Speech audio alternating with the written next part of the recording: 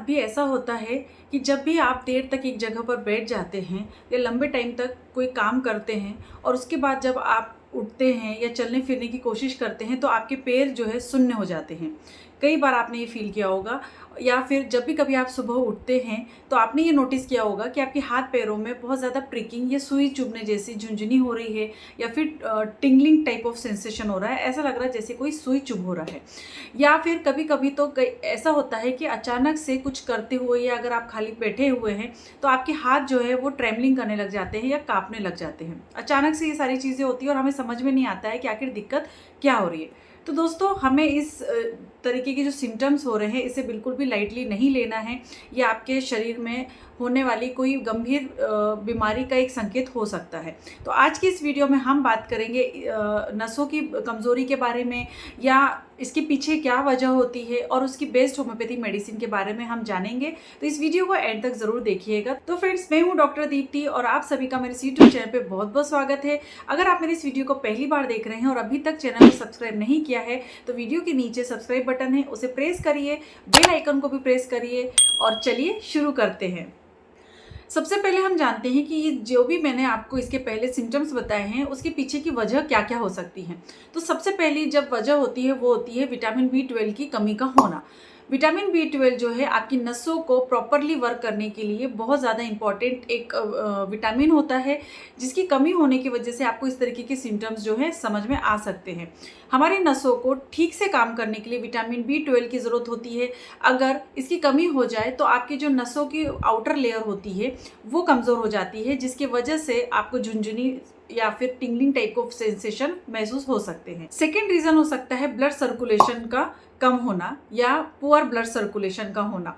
तो जब भी कभी आप एक ही पोस्चर में बैठते हैं या फिर सो जाते हैं एक ही पोस्चर पे काफ़ी लंबे टाइम तक, तो आपकी जो नसें होती हैं उस पे या फिर आपकी जो आर्टरीज होती हैं उस पे दबाव बनता है, जिसकी वजह से वहाँ पर ब्लड सर्कुलेशन रुक जाता है या बहुत कम हो जाता है, और शरीर के उस हिस्से में जो पोर्शन आपका दबा हुआ है वहाँ पर आपको पिन या निडल्स चुभने जैसे महसूस होता है, या फिर वहाँ का पार्ट आपको सुनने या फिर नम जो है फील होता है। वो हो सकता है डायबिटीज़ या फिर हाई ब्लड शुगर का होना।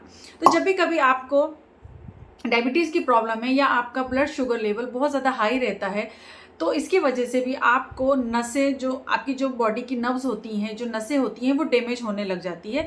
इसी कंडीशन को हम डायबिटिक न्यूरोपैथी भी कहते हैं।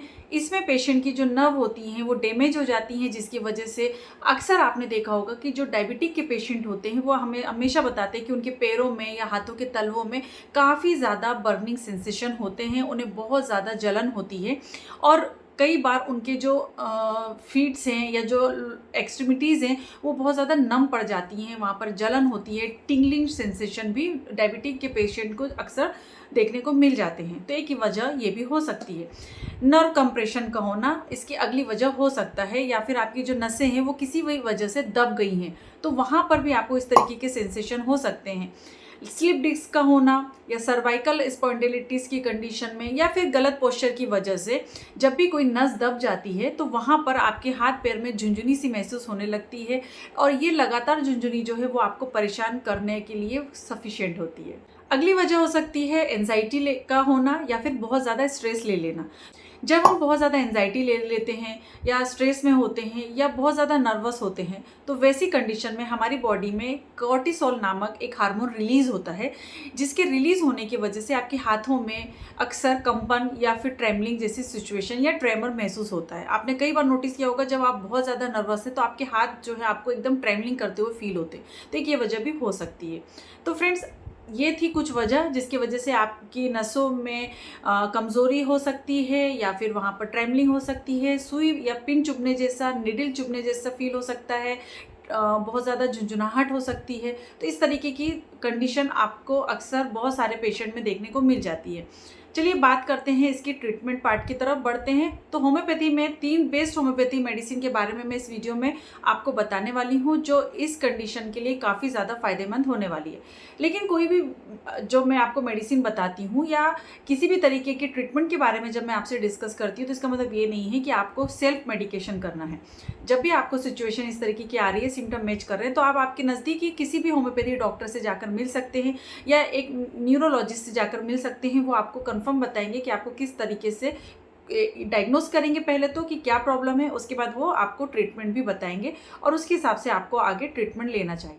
तो होम्योपैथी में हम 3 बेस्ट होम्योपैथी मेडिसिन के बारे में जानेंगे जो इस कंडीशन में काफ़ी ज़्यादा हेल्पफुल होने वाली है। तो सबसे पहले होम्योपैथी मेडिसिन है एगेरिकस। ये मेडिसिन जितनी भी मैं आपको बताने वाली हूँ उसे आपको 30 पावर में ही लेना है। शुरुआत हम हमेशा लोअर पोटेंसी से ही करते हैं। तो ये मेडिसिन तब बहुत अच्छा काम करती है जब आपकी नसें या फिर बहुत ज़्यादा कमज़ोर हैं, या फिर आपके जो हाथ पैर हैं वहाँ पर आपको कुछ सुई चुभने जैसा महसूस होता है, या बहुत ज़्यादा निडल प्रिकिंग जैसे, या फिर झुंझुनी, ठंडी झुंझुनी आपको महसूस होती है।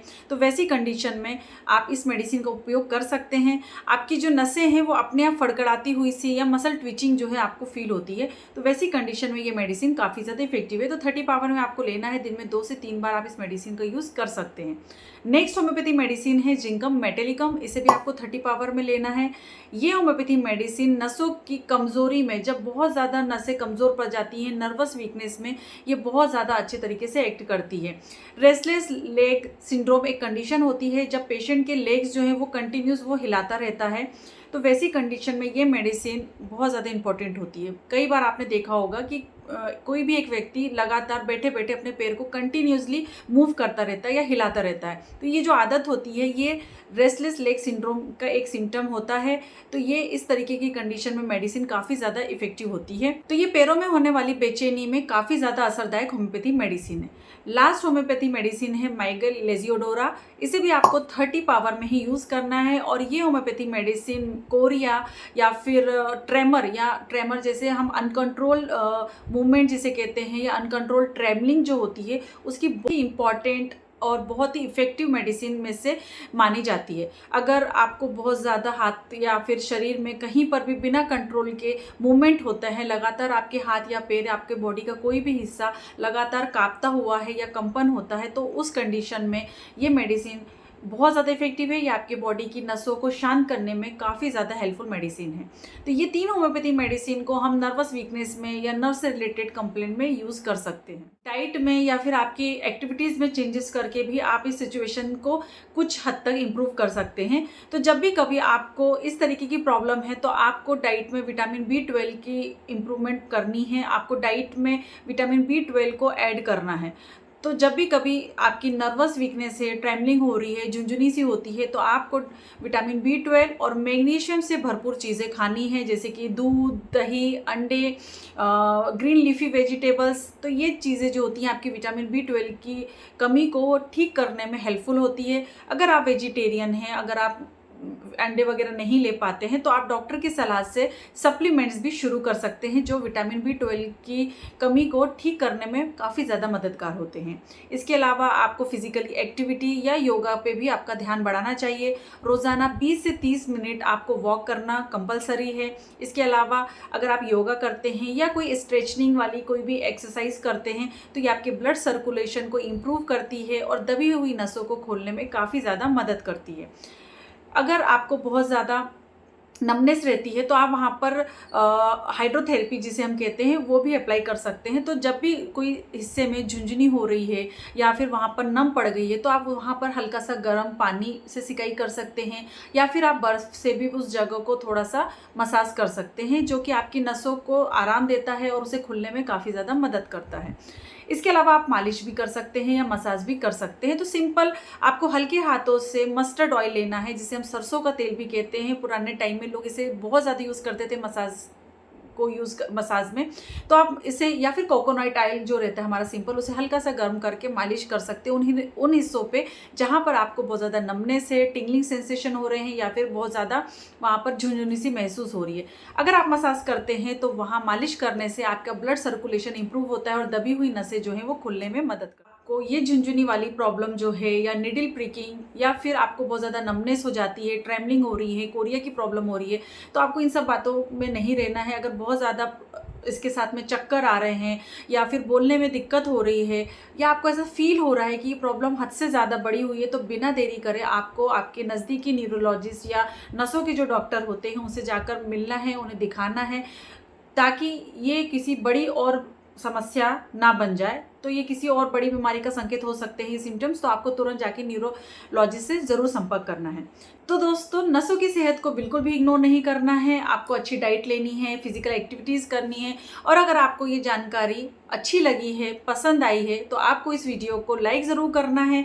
बिल्कुल भी लाइक नहीं आते हैं वीडियो पे, मुझे बिल्कुल भी मोटिवेट नहीं कर रहे हैं आप सब, तो वीडियो को लाइक करना है और अपने फैमिली मेम्बर्स के साथ इस वीडियो को शेयर भी करना है।